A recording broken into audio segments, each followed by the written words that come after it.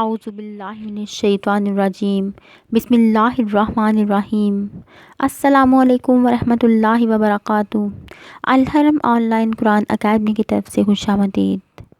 آج میں آپ کو ایک بہت ہی پیارا فرمان رسول صلی اللہ علیہ وآلہ وسلم پڑھ کر سناؤں گی، لیکن اس سے پہلے میں آپ لوگوں سے گزارش کروں گی کہ آپ نے اس پر عمل کرنے کی کوشش کرنی ہے اور اپنے دوستوں میں اسے ضرور شیئر کرنا ہے اور ہمارے ساتھ صدقہ جاریہ کا حصہ بننا ہے۔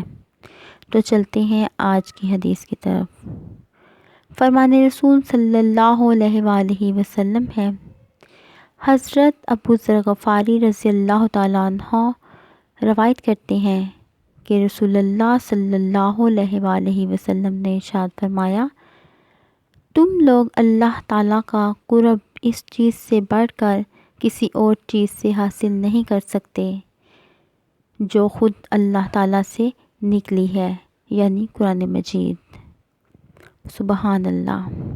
اس حدیث میں قرآن پاک کو پڑھنے کی فضیلت بیان کی گئی ہے اور بتایا گیا ہے کہ اللہ تعالیٰ کا قرب پانے کے لیے قرآن پاک سے جڑنا بہترین عمل ہے۔